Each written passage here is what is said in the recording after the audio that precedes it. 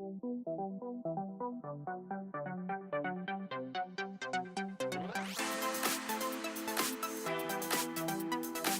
Chevrolet Camaro already shares a few V8 engine choices with the C7 Corvette, and there might soon be some manual transmission overlap as well.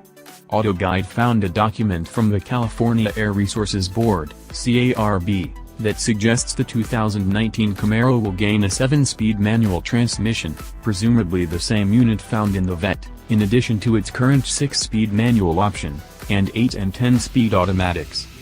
We expect the 7-speed is most likely to pair with the 6.2-liter LT1 V8 and the Camaro SS, which is the same engine in the base Corvette Stingray. An extra gear for the supercharged Camaro ZL1 also seems like a possibility, as that car uses the same blown LT4 V8 as the Corvette Z06, which comes standard with the 7-speed unit. The document is fairly cryptic, though, only listing engine displacement and transmissions. Chevy wouldn't confirm any of this information, so we'll likely have to wait a bit until 2019 Camaro information becomes public to see if this new transmission choice is more than just speculation.